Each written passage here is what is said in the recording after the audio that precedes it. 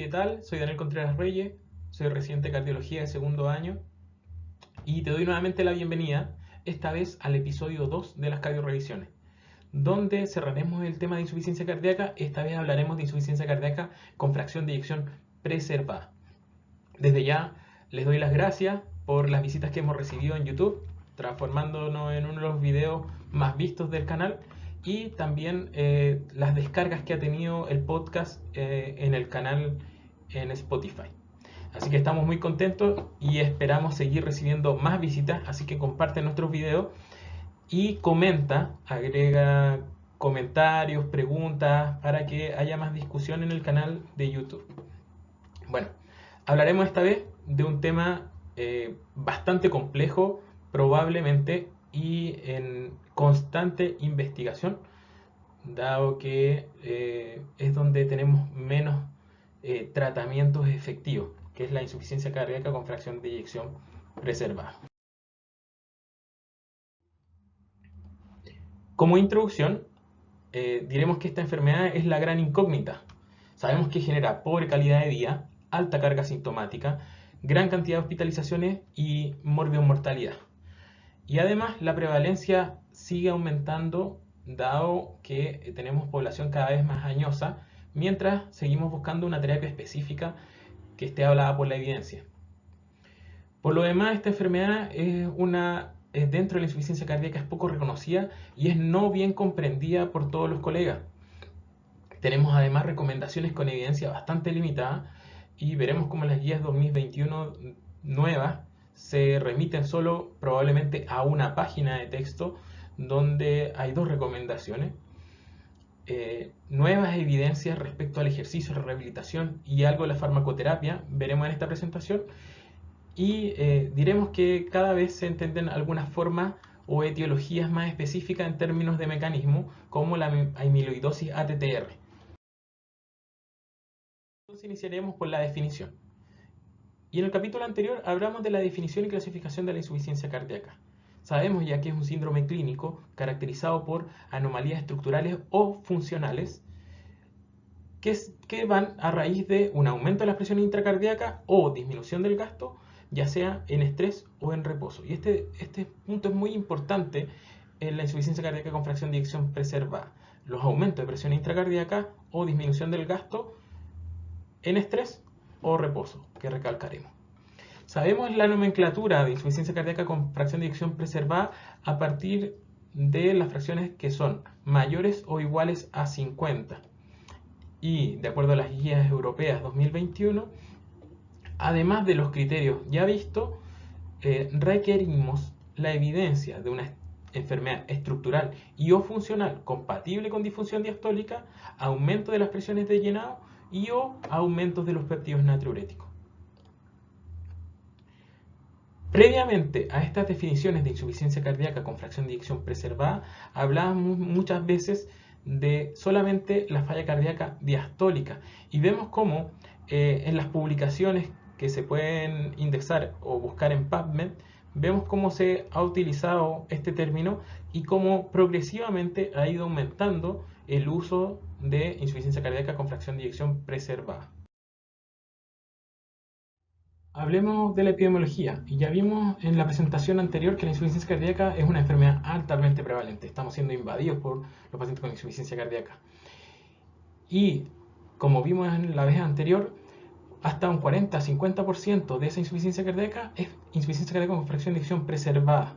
Esta prevalencia además va a ir en aumento, ya que esto tiene que ver con el envejecimiento de la población y el aumento de las presencias de comorbilidades como hipertensión, diabetes o obesidad. En los pacientes de mayor edad, mayor a 60, hasta un 4,9% tienen insuficiencia cardíaca con fracción de eyección preservada. Y dado estos pacientes más añosos, nos vamos a encontrar además con mayor probabilidad de que las pacientes sean mujeres. Respecto a la tasa de hospitalizaciones, vamos a ver cómo va a ir en aumento respecto a estimaciones la presencia de hospitalizaciones por insuficiencia cardíaca con fracción de eyección preservada versus una estimación de reducción con los tratamientos efectivos que han tenido la insuficiencia cardíaca con fracción de eyección reducida en la tasa de hospitalizaciones. En estos rangos de mayor fracción de eyección vemos cómo la prevalencia de mujeres aumenta, la mortalidad es ligeramente inferior a la de fracción de eyección reducida, pero puede llegar hasta un 60% a 5 años y al año posterior a la hospitalización hasta un 30%. En suma, pacientes de mayor edad, más prevalentemente mujeres, y con tasas de mortalidad global y hospitalización que son mayores a la solo comorbilidad. O sea, la mortalidad y hospitalización en pacientes con diabetes, hipertensión, enfermedad coronaria va a ser mayor si a esa comorbilidad se le suma insuficiencia cardíaca. Unas palabras para lo hemodinámico, y es que las curvas presión-volumen que ya conocemos en insuficiencia cardíaca con fracción de eyección preservada se trasladan hacia la izquierda y hacia arriba. Vemos cómo va cambiando esta curva que se desplaza hacia la izquierda por presiones de fin de diástole aumentada. Y esto no solo conlleva las presiones de fin de diástole en la hemodinámica, sino que también se ha estudiado que esta disfunción diastólica aumenta las presiones de capilar pulmonar y genera alteraciones a nivel vascular con anormalidad en los mecanismos pulmonares y control ventilatorio. Mayor drive ventilatorio, menor reserva ventilatoria, mayor mismatch en la ventilación-perfusión con ventilación de mayor espacio muerto, mayor taquipnea de esfuerzo y síntomas clínicos como son la disnea de esfuerzo. Vemos que esta disnea se puede generar justamente en ejercicio y vemos acá pacientes en reposo, controles versus pacientes con insuficiencia cardíaca con fracción de eyección preservada, como en ejercicio aumenta la presión capilar pulmonar, aumenta la percepción de disnea y este aumento se relaciona, este aumento de presión de capilar pulmonar en ejercicio se correlaciona con este cambio en la percepción de disnea. También cómo se relaciona con la disminución del consumo de oxígeno máximo que se logra. Así llegamos a la fisiopatología, y esta fisiopatología con un modelo tradicional que tenía que ver con estas presiones de llenado aumentado y estas presiones de fin de diástole aumentada en el ventrículo izquierdo, con la historia natural de la cardiopatía hipertensiva, que generaba aumento de la poscarga, alteraciones en el ventrículo izquierdo con hipertrofia concéntrica, fibrosis, disfunción diastólica, y esta presión que se transmitía hacia retrógrada, hacia la aurícula izquierda, con disfunción de la aurícula izquierda, llevando a FA, disfunción del ventrículo y finalmente disfunción y remodelado también de las cavidades derechas de la aurícula derecha. Los modelos más emergentes tienen que ver con todos estos procesos comórbidos y factores de riesgo que coexisten en generar un estado inflamatorio que es latente, una inflamación de bajo grado, que es a nivel microvascular endotelial, y se habla de una inflamación coronaria microvascular, con aumento del estrés oxidativo, descenso de las señalizaciones del óxido nítrico, aumento de la rigidez de la miofibra, hipertrofia de los cardiomiocitos, inflamación que lleva a fibrosis y difusión microvascular, con, por tanto, un remodelado cardíaco, difusión, deterioro de la reserva de flujo coronario, deterioros de los suministros, extracción y la utilización del oxígeno por el músculo esquelético. Un poco más de lo mismo, estas comorbilidades, obesidad, síndrome metabólico, hipertensión, diabetes, SAO, EPOC, anormalidades de la reserva cardiorrenal, del sedentarismo y las deficiencias de hierro, generan todo esto un proceso proinflamatorio, con mediadores inflamatorios que generan disfunción endotelial microvascular, y esto lleva a generar una suerte de mediadores de oxidación a nivel del cardiomiocito que lo dañan, generan fibrosis, disminuyen las reservas de óxido nítrico, disminuyen los péptidos vasodilatadores, aumentan la vasoconstricción y llevan a disminuciones del GMP cíclico en el miocito, disminución de la fosforilación de la titina en el sarcómero, isquemia microvascular y aumento del remodelado concéntrico con diferentes tipos de fenotipos.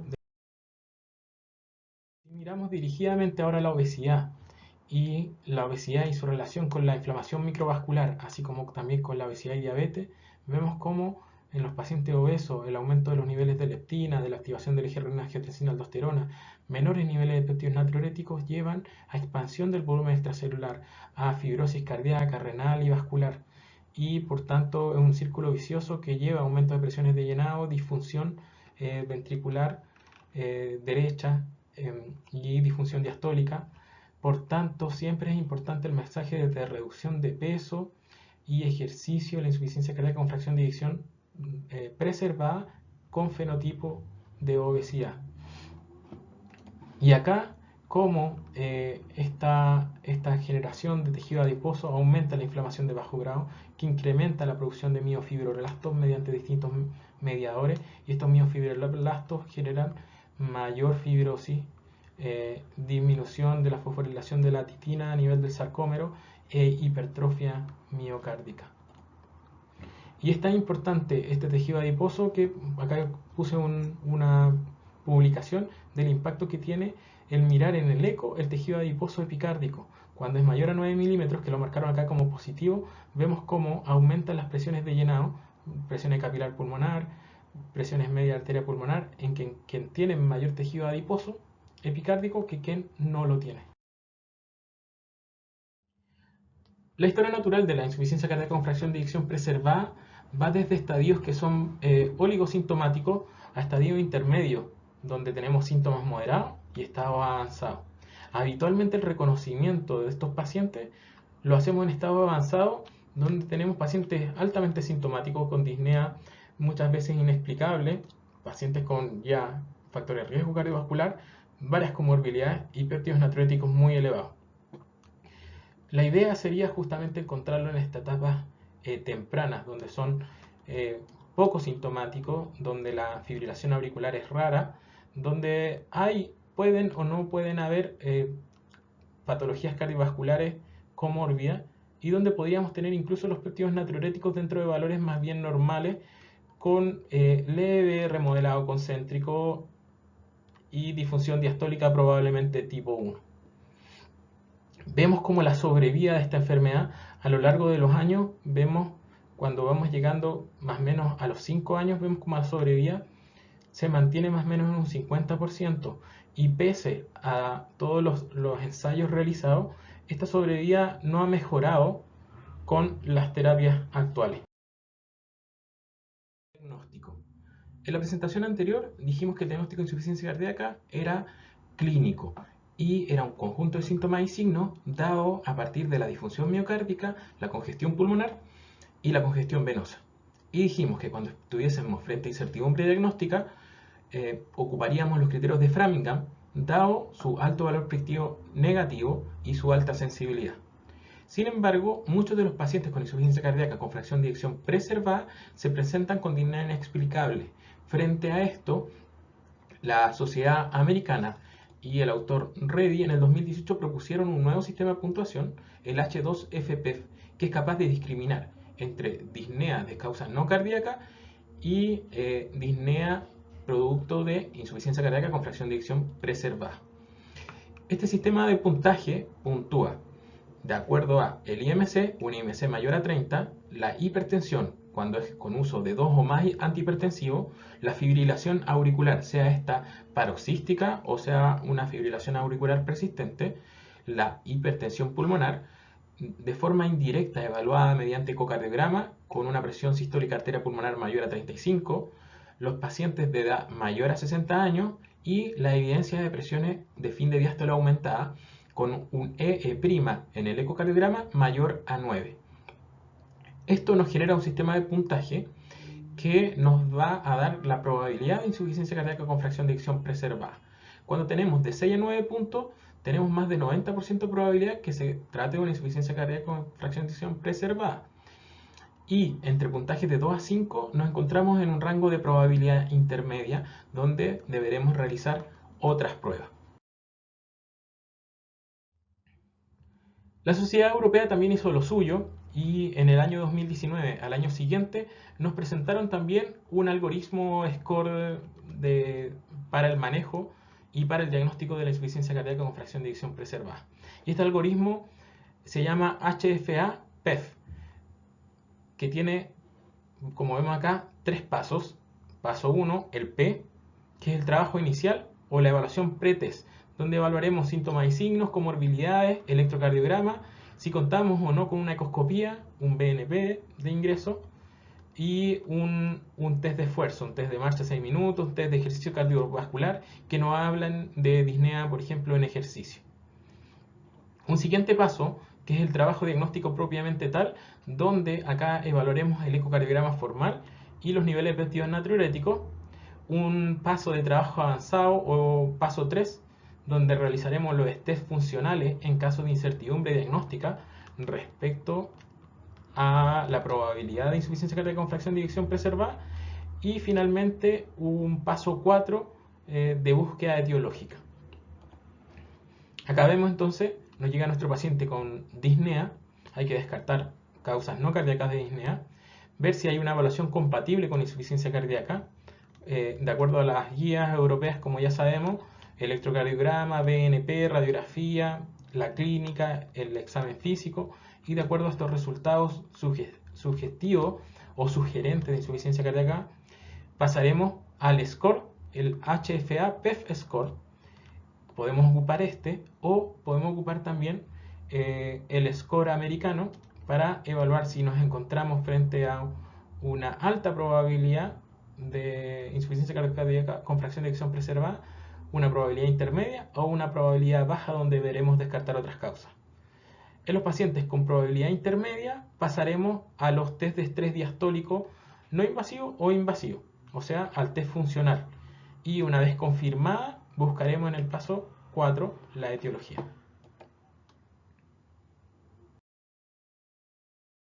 Acá tenemos los dos sistemas de puntaje, el americano, el H2FPEF, y el europeo, que es una evaluación paso a paso de insuficiencia cardíaca con fracción de eyección preservada, el HFA-PEF.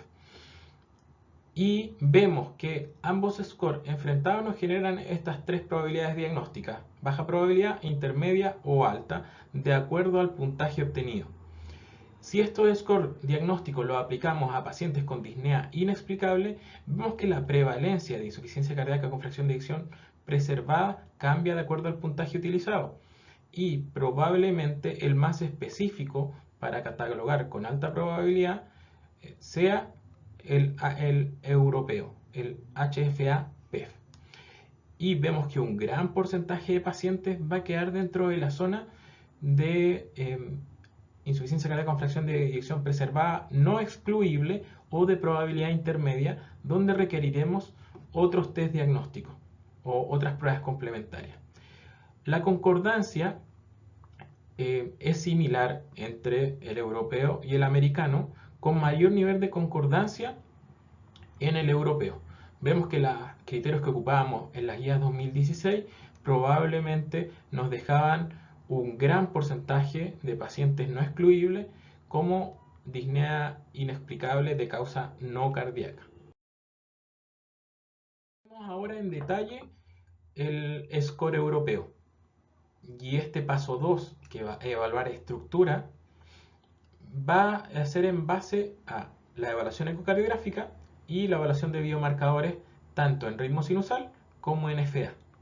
Respecto a la evaluación ecocardiográfica, este score diagnóstico frente al americano nos da mucha mayor especificidad y vemos que evalúa varios parámetros que son los mismos parámetros que evaluamos en pacientes donde catalogamos la disfunción diastólica ecocardiográfica. Vemos acá parámetros tisulares, la morfológico, el volumen de aurícula izquierda, parámetros también del strain como criterio menor. Entonces acá vemos un ejemplo, un paciente con insuficiencia cardíaca con fracción de eyección preservada, con una fracción de eyección preservada o conservada, con parámetros tisulares disminuidos, acá una E lateral de 7, una E septal de 6, aumento de la grasa epicárdica, alteraciones del llenado mitral y, como dijimos como criterio menor, también puede haber alteración del strain longitudinal global. Al evaluar en este estudio hombres frente a mujeres, nos damos cuenta que los volúmenes de fin de diástole del ventrículo izquierdo son un poco mayores en hombres, la fracción de eyección está un poco más preservada o es un poco más alta en mujeres, y las relaciones de EE' o presiones de fin de diástole indirecta son un poco más altas también en las mujeres. Respecto a los valores de ProBNP, recordar que los pacientes con IMC elevado, y acá vemos mayor entre 18 a 25 o mayores a 25, vemos cómo disminuyen los niveles de péptido natriurético. Por tanto, en un paciente obeso podemos encontrarnos con niveles más bajos y esto no descartar la insuficiencia cardíaca con fracción de eyección preservada. Si el score entonces en el paso anterior, ya sea por el H2PEF o el score europeo con el ecocardiograma y los biomarcadores nos marcó un riesgo intermedio, pasaremos al paso 3 europeo de las pruebas funcionales o el test de estrés diastólico. En este paso tenemos dos opciones: un test no invasivo, que puede ser un ecocardiograma de estrés, un eco de ejercicio, donde veremos si en ejercicio aumenta las presiones de llenado, esta relación E' mayor o igual a 15, o la velocidad del reflujo tricuspidio mayor a 3,4 metros por segundo, que nos hablen de un criterio de disfunción diastólica. Entonces acá vemos este diagrama con este ecocardiograma que se está haciendo bajo ejercicio en una camilla con bicicleta, y vemos cómo respecto a la carga de ejercicio cómo va cambiando los patrones de llenado y los tisulares. Si no podemos realizar un test no invasivo, podemos caracterizarlo con un test invasivo y cateterización de cavidades derechas para evaluar directamente las presiones de capilar pulmonar. Cuando son mayores a 25 o mayor o igual a 25, nos confirmen la insuficiencia cardíaca con fracción de eyección preservada. O en reposo, unas presiones de llenado aumentadas con capilares mayores a 15 o presiones del ventrículo izquierdo mayores a 16.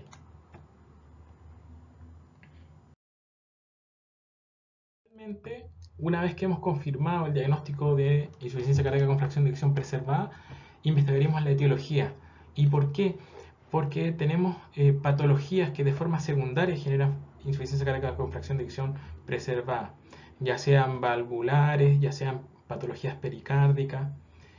Este es un estudio bastante bonito que he querido mostrar, donde vemos biopsias miocárdicas en pacientes con fracción de eyección preservada y una prevalencia de un 93% de fibrosis y un 88% de hipertrofia, pero lo que es destacable, hasta un 14% de prevalencia de amiloidosis. ¿Y por qué esto es importante? Porque creíamos que antes la amiloidosis era una patología muy infrecuente, pero la amiloidosis vemos que no es tan infrecuente, y que sean pacientes mayores con IMCs bajos, pocas comorbilidades y elevados niveles de ProBNP. En la clase anterior ya revisamos cuáles son las principales condiciones patológicas o etiológicas, ya sean de carga normal, arritmia o miocardio enfermo. Y el miocardio enfermo toman relevancia las miocardiopatías hipertróficas, las miocardiopatías infiltrativas, la cardiotoxicidad y las alteraciones inflamatorias o inmunomediadas. Es importante siempre descartar que esta etiología de insuficiencia cardíaca con fracción de eyección preservada no sea secundaria a otra condición y buscar dirigidamente.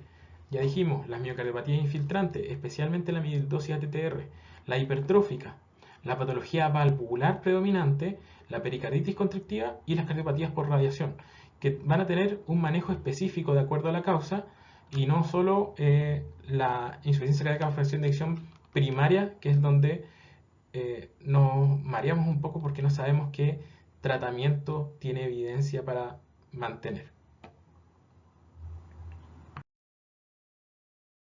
Finalmente, respecto al diagnóstico, hablaremos un poco de las diferencias relacionadas al sexo en la insuficiencia cardíaca con fracción de eyección preservada.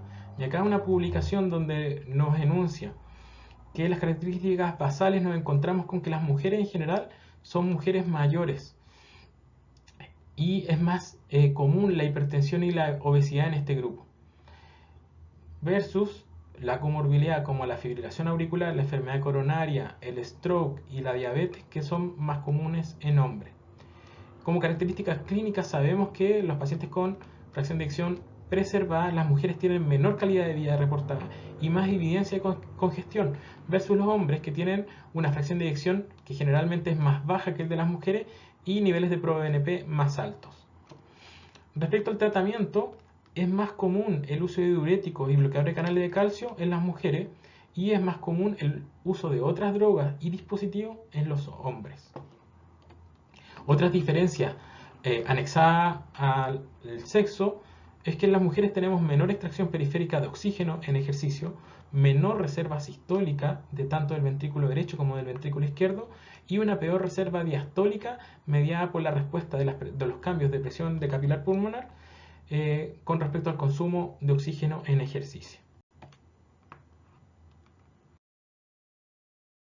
Hablemos ahora entonces del tratamiento, y acá se hace relevante este meme del Dr. House, ya que podemos diagnosticar una insuficiencia cardíaca con fracción de eyección preservada, pero no tenemos claro cuál es el eje de las terapias. ¿Será la terapia neuromoduladora? Y aquí podemos decir la mayoría de los ensayos han sido neutros o nulos frente a los outcomes primarios de mortalidad o hospitalización o muerte cardiovascular. Y es que los ensayos quizás han fracasado. ¿Por qué han fracasado? ¿Serán pacientes equivocados? ¿Será el tratamiento incorrecto? ¿Los resultados estarán equivocados? ¿Qué terapia entonces iniciamos en estos pacientes? Y las guías 2021 de insuficiencia cardíaca no nos agregan mucha información a la que ya teníamos. Nos dicen con dos recomendaciones, ambas con grados de evidencia 1C. Uno, se recomienda en los pacientes con fracción de eyección preservada hacer screening de etiología y tratar comorbilidades, tanto cardiovasculares como no cardiovasculares. Y como segunda recomendación, utilizar diuréticos en pacientes con signos de congestión para el alivio de los síntomas. Pero no tenemos hasta el momento una terapia específica. Entonces, como primer punto nos decía, maneje las comorbilidades. Y dentro de las comorbilidades, la enfermedad más prevalente es la hipertensión. También, o luego de eso, se guía probablemente por el fenotipo de la obesidad. Enfermedad coronaria, fibrilación auricular, diabetes mellitus y la enfermedad renal crónica. Es importante saber que en los pacientes con hipertensión y fracción de eyección preservada, insuficiencia cardíaca, tratar de reducir la presión de forma enérgica, como lo decía el estudio SPRINT que veíamos en la presentación anterior, no necesariamente o siempre conlleva una mejor sobrevida. Acá unas diferencias de los pacientes respecto o relacionadas a la edad. Vemos que los pacientes jóvenes con fracción de eyección preservada tienen este fenotipo de hombre comórbido obeso, con hipertrofia concéntrica, presiones aumentadas de llenado ventricular izquierdo, aumento del volumen auricular izquierdo, mayor FA, ¿se acuerdan? Mayor muerte cardiovascular y mayor muerte súbita. Y en los más añosos vemos mayor prevalencia de mujeres, más FA, más hipertensión, más enfermedad renal y mayor crecimiento de la aurícula izquierda, con una mortalidad aumentada de causas no cardíacas.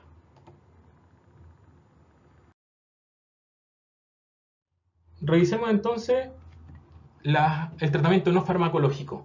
Y acá una de las medidas o manejo que sí tiene evidencia en la insuficiencia cardíaca con fracción de eyección preservada es el ejercicio. Esto es un metaanálisis del 2015 que muestra que el entrenamiento físico mejora la aptitud cardiorrespiratoria medida por el consumo de oxígeno, mejora la calidad de vida en la utilización de escala de Minnesota de insuficiencia cardíaca, mejora o favorece los cambios en la relación EA del llenado mitral y también favorece la mejora en las fracciones de eyecciones de los pacientes.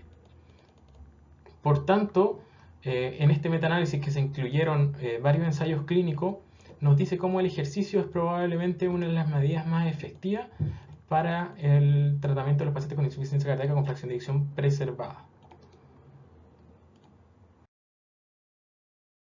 Ahora bien, el ejercicio específicamente en pacientes obesos mayores nos muestra este estudio que tiene un gran efecto, un efecto tanto en el consumo de oxígeno máximo, que se ve beneficiado tanto por la restricción calórica como por el ejercicio aeróbico. Y cuando ambos son sumados tienen un efecto además aditivo. Acá tenemos otro estudio publicado en el JAMA que nos muestra distintas intervenciones de ejercicio en pacientes con un promedio de edad de 70 años, sedentarios crónicos con insuficiencia cardíaca con fracción de eyección preservada, donde valoran los HIIT, que están muy de moda, de entrenamiento de alta intensidad 3 veces por semana, 38 minutos, frente a entrenamiento 5 veces por semana, 40 minutos por sesión y entrenamiento moderado. Y las recomendaciones dadas por las guías.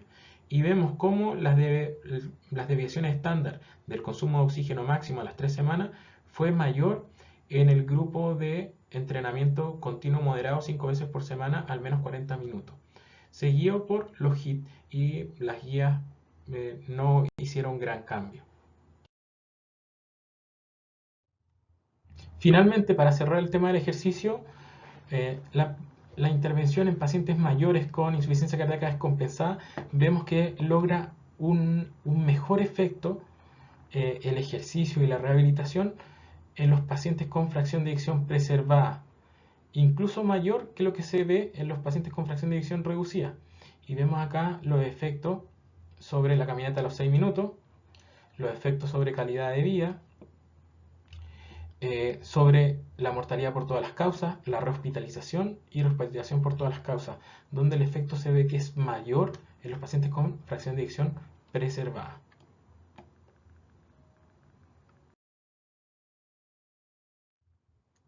Entonces ya vimos que el ejercicio es una de las terapias no farmacológicas más aditivas o más favorables en estos pacientes. Ahora pasaremos al tratamiento farmacológico, y recuerden que lo que nos dice la guía era trate las comorbilidades y ocupe manejo diurético, eran las únicas dos recomendaciones de las guías 2021. Por tanto, traigo de nuevo esta diapositiva. Persigue la euvolemia, sobrecarga de volumen no es lo mismo que congestión, y vamos a actuar de acuerdo a parámetros de congestión, ya sean clínicos o imagenológicos, que nos ayuden a lograr una precarga óptima o una euvolemia. Y recuerden que teníamos estos parámetros donde buscábamos que nuestros pacientes se encontraran euvolémicos, y medíamos distintos parámetros, ya sean clínicos o de evaluación por imágenes.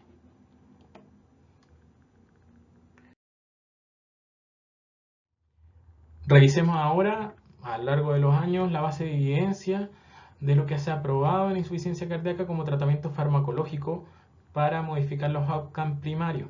Y acá vemos una gran tabla con pruebas de inhibidor de angiotensina, ARA2, ARNI, beta bloqueo, antagonista receptor de mineralocorticoides, nitratos y otros fármacos.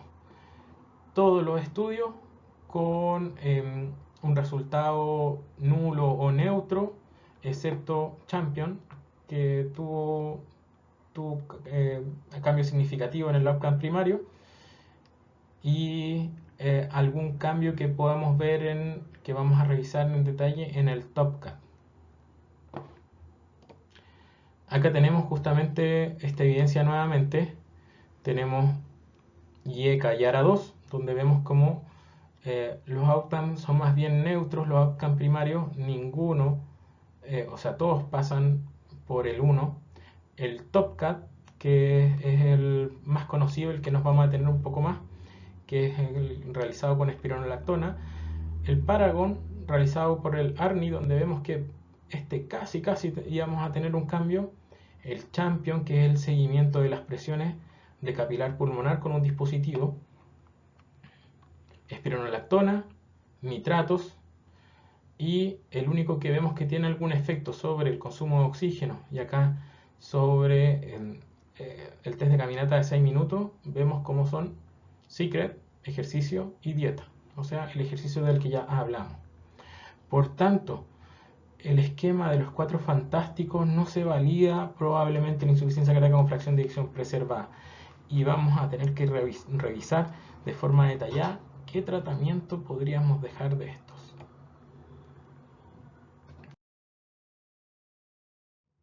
Partamos con 3 fármacos en orden, que va a ser la digoxina, los IECA y ARA2 en insuficiencia cardíaca con fracción de eyección preservada. Partamos por el estudio DIC, que ya lo revisamos en reducida. Hubo una rama preservada con fracción de eyección mayor a 45, capacidad funcional 2,4. Solo demostró disminuir la tasa de hospitalizaciones por insuficiencia cardíaca, pero esta disminución de hospitalizaciones se vio contrarrestada por un aumento de angina inestable. Por tanto, en el outcome global de mortalidad no hubo diferencia significativa.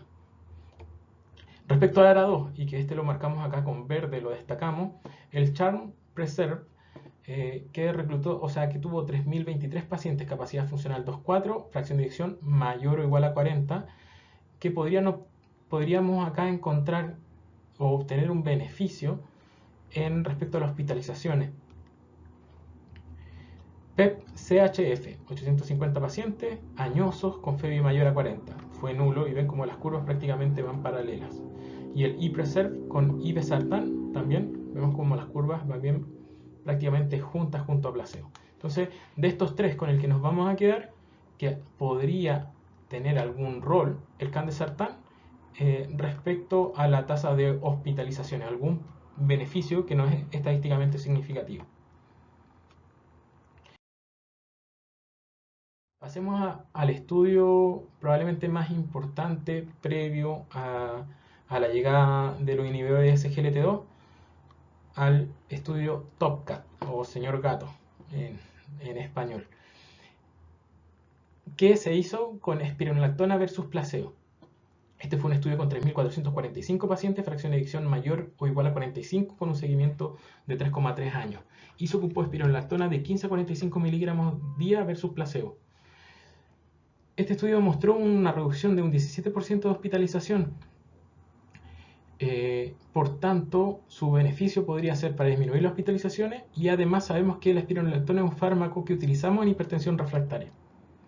No tuvo diferencia estadística en el outcome primario, pero acá las críticas que tiene este estudio o los subanálisis que se hacen de este estudio, vemos como no hay diferencia estadística. Vemos que con espironolactona tenemos un porcentaje un poco menor de eventos del criterio primario. Sin embargo, cuando se dividió la población entre la población reclutada en América del Norte y América del Sur, donde tenemos Estados Unidos, Canadá, Argentina y Brasil, un 51% de la población, aquí sí el outcome primario mostró diferencia significativa, y vemos cómo las curvas se separan, versus la población, la otra mitad prácticamente, que fue reclutada de Rusia y República de Georgia, representando el 49% de la población, donde aquí no hay diferencia estadística.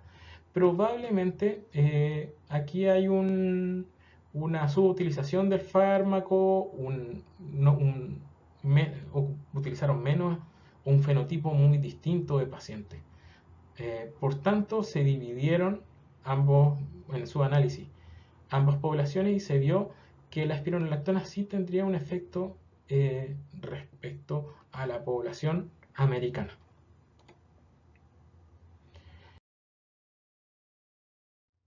De los subanálisis que aparecen luego con la espironolactona, este es un estudio que habla de la espironolactona y su influencia respecto a todo el rango de fracciones de eyección, donde vemos que en fracciones de eyecciones, tanto en hombres y principalmente en mujeres, fracciones de eyecciones bajo el 55%, vemos cómo tiene un efecto o incidencia del tratamiento que es positiva.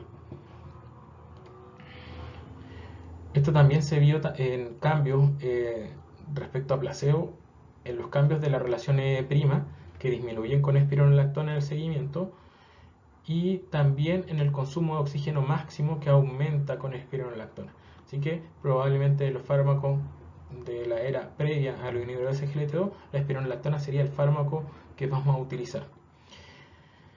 ALDO-DHF es un estudio que se realizó principalmente, se realizó con espironolactona versus placebo y tuvo 422 pacientes.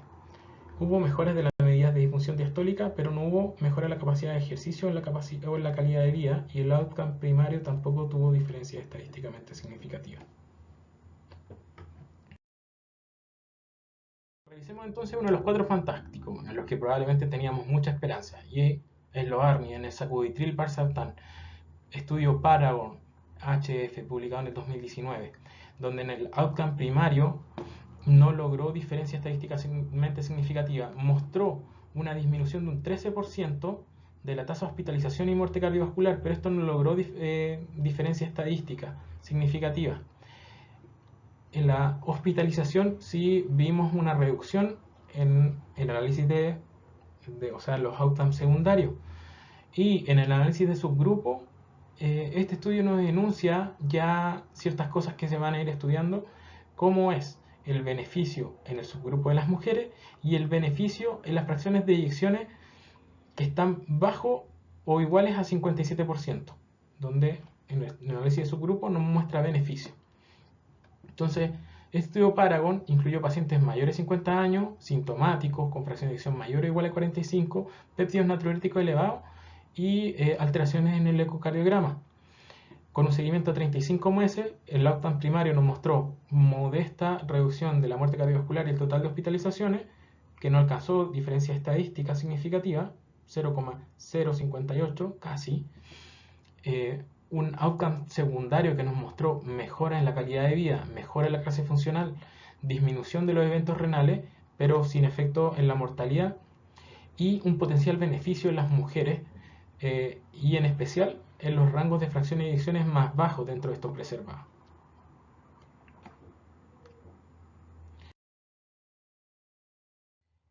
Al hacer un continuo en el espectro de fracción de eyección y entre hombres y mujeres, vemos como en el outcome primario las mujeres se ven más beneficiadas que los hombres, y si vemos el total de hospitalizaciones también vemos como una tasa acumulativa de eventos bastante menor, porque el beneficio en FEBIS más alta es mayor o se extiende más a las mujeres. Acá vemos en este gráfico o ratio de sacubitril/valsartán versus inhibidores de angiotensina, vemos como el grupo de las mujeres, acá vemos la línea acá, cómo logra, antes de llegar a 1, beneficio hasta fracciones de eyección de 60%, cosa que acá se corta mucho antes en la línea azul de los hombres, hasta en el 45%. Entonces, esto nos muestra que con beneficio se extiende a FEBIS más altas en las mujeres.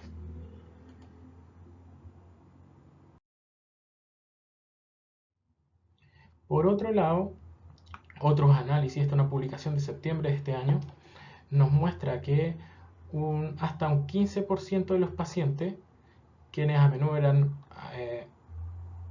de raza blanca, menos asiáticos, con IMC más altos, con más frecuencia de diabetes y en niveles de ProBNP obviamente más bajos, dado que estos IMC altos, nos muestra cómo casi 1 de cada 6 pacientes tenía una hipertensión aparentemente resistente.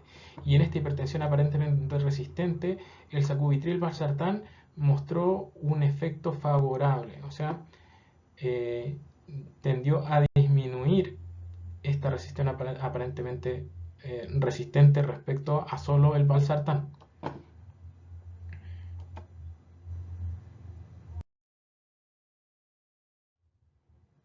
Entonces ya hemos revisado IE-cadera-2, hemos revisado los inhibidores de angiotensina, donde dijimos que la espironolactona probablemente tiene un beneficio en hospitalización y en la población americana, y hemos revisado el Paragon con la propuesta de los ANNI.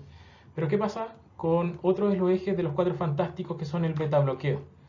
Y debemos decir que la mayoría de los pacientes en estos ensayos, en estos grandes ensayos con fracción de eyección preservada, también fueron tratados con IECA y beta bloqueo. Más del 75% de estos pacientes estaba con beta bloqueo en el Paragon. Entonces revisemos qué sabemos del beta bloqueo en preservada. Tenemos acá 3 estudios con nebivolol, un beta bloqueo carioselectivo, el estudio Seniors, que no dividió entre preservada y reducida, sino que con nebivolol reclutó 2.128 pacientes mayores de 70 años añosos, pero solo el 15% tenía fracción de eyección mayor a 50. Una gran proporción era ancianos y una gran proporción tenía cardiopatía isquémica, que por lo demás con la cardiopatía isquémica probablemente deberán ocupar el beta bloqueo. Un segundo estudio hecho con nebivolol en el 2012, el ANT, reclutó pacientes con FEBI mayor a 45%, 116 pacientes, y no logró diferencia estadísticamente significativa en los outcomes primarios. Con carvedilol tenemos este estudio, el JDHF, FEBI mayor a 40, pacientes mayores de 20 años, 245%, y también fue nulo, con algún probable beneficio en hospitalizaciones por insuficiencia cardíaca. Y llegamos a este análisis que fue publicado en el 2018, un metaanálisis con 11 estudios, ensayos estratificados por FEBI, desde fracción de eyección reducida, levemente reducida y fracción de eyección preservada. Y vemos como el beta bloqueo tiene beneficio en prácticamente todos los outcomes, ya sean primario y secundario, hasta las fracciones de eyecciones de 40, y podría tener alguno que otro beneficio en las fracciones de eyección levemente reducidas. Sin embargo, cuando evaluamos mortalidad por todas las causas y muerte cardiovascular, vemos que las fracciones de eyecciones más elevadas no tienen beneficio, no se benefician y probablemente incluso pudiesen ser deleterias.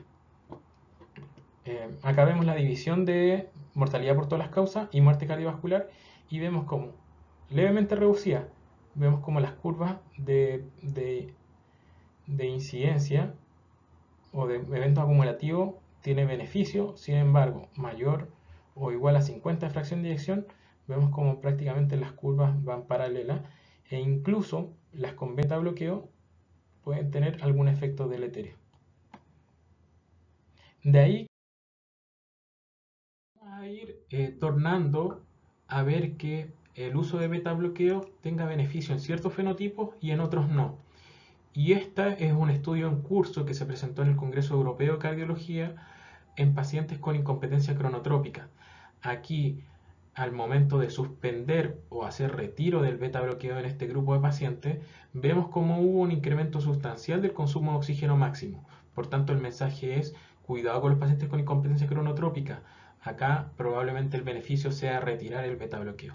Y este beneficio se mantiene en el estudio de subgrupo, tanto en hombres como mujeres, en pacientes mayores o menores de 75 años, y acá los resultados con respecto al ProBNP y los parámetros ecocardiográficos. Al fin, a los inhibidores de SGLT2, que probablemente son el fármaco que ha mostrado una buena noticia este año en pacientes con fracción de eyección preservada. Ya hablamos en la presentación anterior sobre sus efectos, y vemos cómo ya en este estudio, el de Clark, vemos que en hospitalizaciones por falla cardíaca en los pacientes que no tenían fracción de eyección reducida, mostraba de todas maneras un beneficio a favor de la dapagliflozina en el análisis de subgrupo, año 2019. Y acá vienen justamente los dos ensayos más importantes: el Emperor Preserve con empagliflozina 10 miligramos al día en fracción de eyecciones mayor a 40 y con un gran tamaño muestral, donde nos mostró beneficio independientemente si el paciente era no diabético. Y el siguiente estudio con dapagliflozina, que estamos a la espera de sus resultados, si es que también mostrará diferencias significativas en los outcomes primarios. Entonces nos encontramos con una droga que es buena para la diabetes, que sirve en fracción de eyección reducida, que mejoraría outcomes de enfermedad renal, y que además tiene beneficios en preservada. Entonces son maravillosos. Y revisemos con detalle el Emperor Preserve. Fracción de eyecciones mayor a 40, 5.988 pacientes, en sus dos brazos empagliflozina 10 veces al día, más terapia estándar versus placebo, con un desenlace primario de primer evento de muerte cardiovascular o hospitalización por insuficiencia cardíaca. Y como desenlace secundario, eventos recurrentes, hospitalizaciones por insuficiencia cardíaca y la variación de la función renal. Las características base: 45% de mujeres, 76% hombres de raza blanca, capacidad funcional 2 y fracción de eyecciones con un promedio 54 más menos 9. Un ProBNP medio de 974, un 50% con diabetes y enfermedad renal, un 86% de los pacientes con uso de beta bloqueo, un 37% con antagonista receptor mineralocorticoide y un 80% con IECA o ARA2, y 86% con diuréticos. Y tomemos esto en consideración. Recuerden, en este gran ensayo los pacientes llevan una terapia médica que ocupan un alto porcentaje de beta bloqueo, ARNI y diuréticos. ¿Qué mostró los resultados del Emperor Preserve? Mostró en el outcome primario una diferencia estadísticamente significativa que ya se dio desde el día 18, o sea, desde el inicio prácticamente. En la rama de paseo hubieron 517 pacientes con evento versus 415 en la rama de empaglifosina, con una reducción del riesgo relativo de un 21%. Un ProNP elevado en ritmo sinusal mayor a 300, reclutó mayor a 900 NFA. Tuvimos un 27% de reducción de hospitalizaciones por insuficiencia cardíaca, menor requerimiento de diuréticos, menor requerimiento de ingreso a UCI, menor requerimiento de vasoactivo y un NNT de 31. O sea, el fármaco ideal. Y pongamos en contexto este Emperor Preserve respecto a otros estudios previos con falla cardíaca con fracción de eyección preservada. Y vemos que esta reducción de riesgo de 21% no se da en ninguno de los otros estudios. En el Paragon, una disminución del 13% del outcome primario. En el TopCat, una disminución de un 11%. El ePreserve, 5%, PEP 8% y en el Chart Preserve un 14%. Entonces, pareciera el con mayor efecto que hemos visto hasta el momento.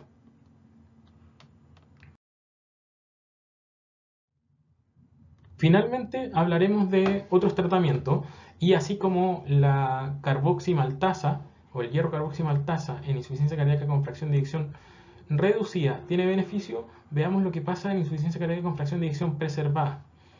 Este es un estudio publicado en el 2020 respecto a capacidad funcional en caminata a los 6 minutos y calidad de vida. Y vemos cómo en los pacientes que no tenían deficiencia de hierro mostraban mejor calidad de vida y mejor capacidad funcional. Por ello, tenemos dos estudios en curso, el FAIR, HF, PF y el PREFER HF, que ambos tienen que ver con el tratamiento de la deficiencia del hierro en fracción de eyección preservada. Una muestra en el Congreso Europeo de los resultados, que todavía no son publicados, sobre mortalidad por todas las causas y mortalidad por todas las causas y hospitalización, donde vemos diferencias estadísticamente significativas también en los pacientes con fracción de eyección preservada.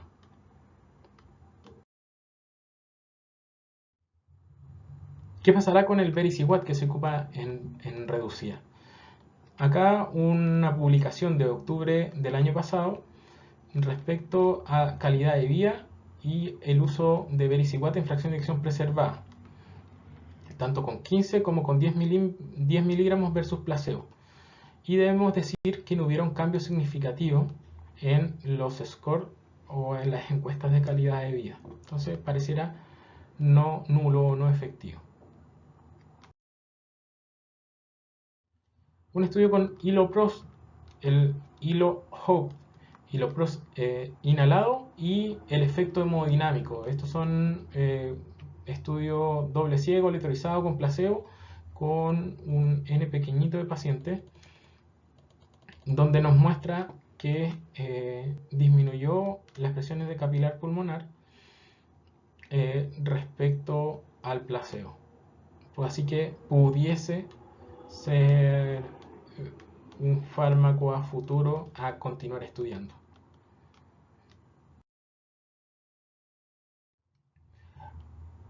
Respecto a dispositivos, una de las medidas sabemos o de la fisiopatología ha estado siempre respecto a la disfunción diastólica y el aumento de las presiones de llenado. Y acá un dispositivo, el CardioMEMS, que evaluó en el estudio Champion una reducción de un 37% de hospitalizaciones por insuficiencia cardíaca, donde llevábamos una terapia diurética guiada por este dispositivo que nos va mostrando las presiones de forma inalámbrica. Tuvo este ensayo bajo efecto adverso y esta monitorización inalámbrica de las presiones arterial pulmonar nos pudiese guiar al manejo de la congestión.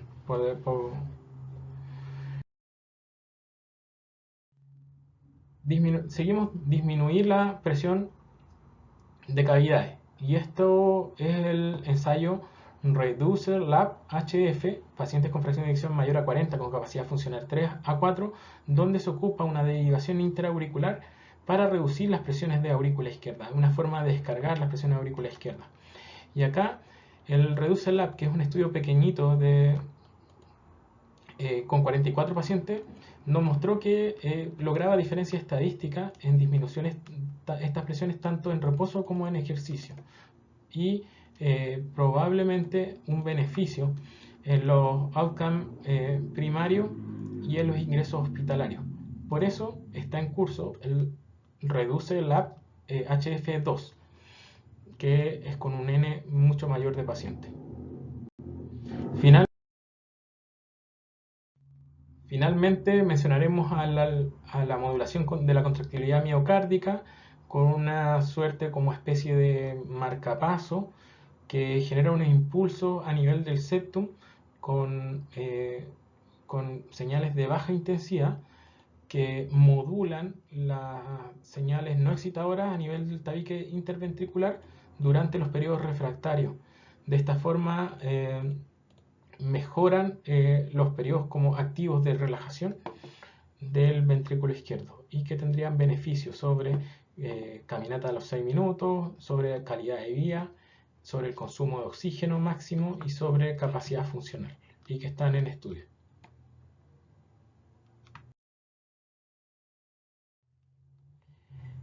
Llegamos a la última parte, que es lo más nuevo. ¿Por qué los estudios no han tenido resultados favorables en los outcomes primarios? Probablemente es porque, a diferencia de la fracción de eyección reducida, la fracción de eyección preservada tiene una población muy heterogénea. Por tanto, no un mismo tratamiento es efectivo para todo el tipo de paciente, todos los fenotipos. Vemos como los primeros intentos por empezar a dividir, de acuerdo a comorbilidades, vemos las diferencias de población respecto a la disfunción vascular, pulmonar y cardíaca, a los cambios hemodinámicos, a la estructura cardíaca y a los biomarcadores. Nos encontramos con distintos grupos de poblaciones que, en una suerte de fenotipado, de intentar como clasificar, con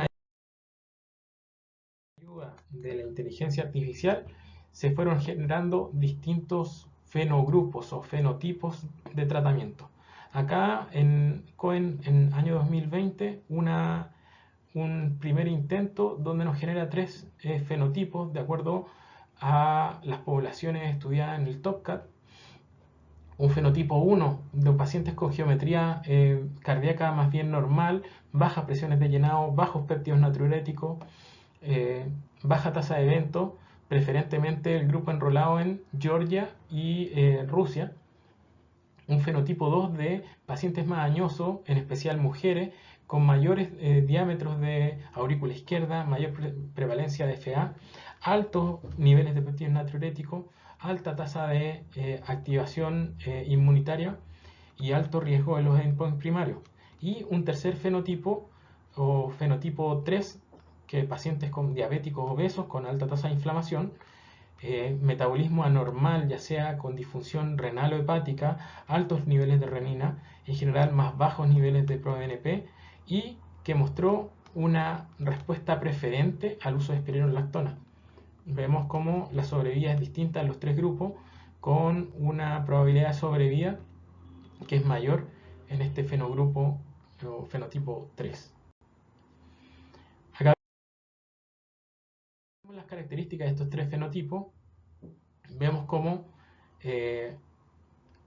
los niveles de péptido natriurético, la resistencia arteriolar, el remodelado concéntrico en estos pacientes mayores con más FA, más disfunción renal, y esta hipertrofia concéntrica en estos pacientes obesos hombres con presiones de llenado más altas y con mayor beneficio de la respuesta de espironolactona.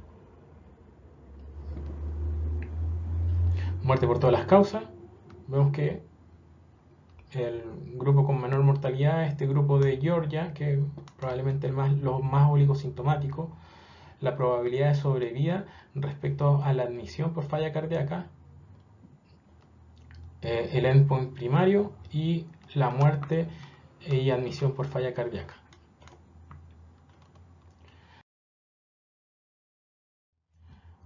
Acá una segunda intención de fenotipificación o identificación de clúster de fenotipos con fracción de eyección preservada, que fue presentado en el Congreso Europeo.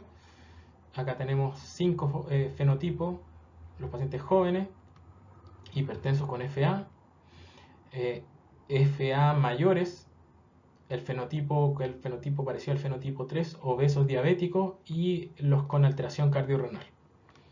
Y esto, de acuerdo a cada una de las patologías, la prevalencia nos muestra también cómo se diferencian en su probabilidad de eventos acumulativos estos distintos fenotipos respecto a la mortalidad total y a la hospitalización. Y como las curvas vemos que son bastante distintivas, por tanto, probablemente el tratamiento debe ir dirigido al fenotipo, lo que nos va diciendo esto. Y vemos como el problema del beta bloqueo y los niveles de ECA, que en el estudio Emperor Reduce vimos que de acuerdo a guía tuvieron un alto porcentaje de uso. Vemos acá que si dividimos por subgrupo estos fenotipos, vemos el beneficio cómo se genera de los IECA en los pacientes más jóvenes, hipertensos con FA, y en la FA mayor, donde muestran diferencia estadística, lo cual no se genera en los pacientes del grupo del fenotipo 3, obesos con diabetes. Y respecto al uso de beta bloqueo en los pacientes más jóvenes y pacientes con FA, donde vemos también cómo en el análisis de subgrupo estos fenotipos también tendrían un beneficio en ciertos fenotipos. Por tanto, este tratamiento asociado de IECA y beta bloqueo van a beneficiar ciertos fenotipos, y hay otros en donde debemos probablemente evitarlo, y en la incompetencia cronotrópica en los pacientes diabéticos probablemente sabemos que el beta bloqueo no va a ser de gran beneficio.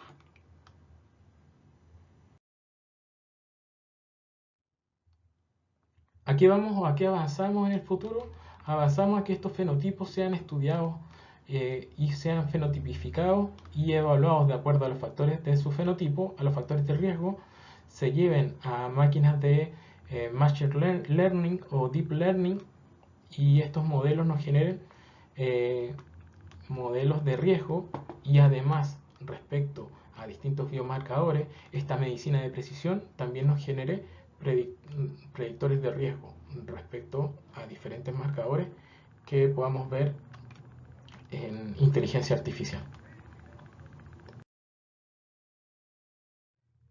¿Qué esperamos a futuro? A futuro esperamos tener los resultados de los nuevos estudios con espironolactona versus placebo. Aquí un ensayo con fracción de eyección mayor a 40, 3.200 pacientes a reclutar en el estudio Spirit. El uso de ARNI versus valsartán y placebo, y su evaluación en hospitalización por insuficiencia cardíaca y los cambios en el ProBNP para GLIT-HF. Los resultados del DELIVER respecto a la dapaglifosina. El uso de pirfenidona, que la pirfenidona es un medicamento que se ocupa en fibrosis pulmonar idiopática, en fibrosis, y que pudiese tener algún rol en la fibrosis miocárdica, y como en este mecanismo proinflamatorio que hablamos de estos mecanismos emergentes respecto a la fisiopatología, pudiese tener algún rol en también la insuficiencia cardíaca con fracción de eyección preservada. El estudio respecto al uso de hierro carboximaltasa y su beneficio en los pacientes con deficiencia de hierro, el Reducer Lab HF2 respecto al channel intraarterial, ahora con mayor cantidad de pacientes y presiones de capilar pulmonar elevada, y los dispositivos de modulación cardíaca, el CCM HFP-EF.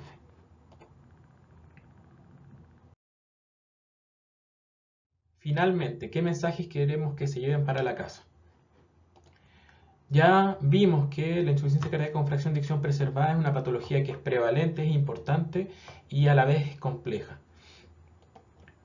Tenemos una fisiopatología emergente respecto a los estados comórbidos, y que todo esto generan un un ambiente que es proinflamatorio y que tendrá que ver con la fisiopatología de esta enfermedad. Es importante saber que tenemos nuevas herramientas diagnósticas, tenemos nuevos scores, tanto el americano como el paso a paso de evaluación del score europeo. Y que en este score europeo es importante el conocer los informes de ecocardiograma, saber interpretarlo e interpretar los PEPIOS natriuréticos. Respecto al tratamiento, sabemos que la experiencia prestada de la fracción de eyección reducida tiene regular o mal resultado en los outcomes primarios de preservada.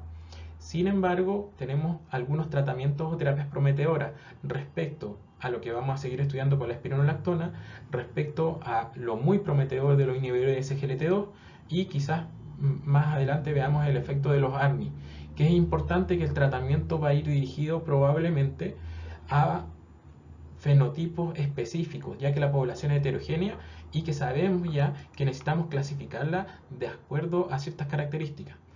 Por tanto, este gran grupo de pacientes de distintos fenotipos va a requerir de un enfoque holístico para tratar a pacientes mayores, pacientes multimórbidos, pacientes con gran discapacidad funcional, y esperamos que los ensayos en curso respecto a las teorías de inflamación, respecto a los nuevos fármacos, respecto al déficit de hierro, respecto a los dispositivos, entre otros que hemos visto, sean prometedores y traigan buenos resultados. Espero nos sigamos viendo, síganos en YouTube, en Spotify, sigan el canal, comenten, publiquen, hagan preguntas. Y si tienen algún resumen, nueva información respecto a estas dos patologías, los invito a compartir. Muchas gracias.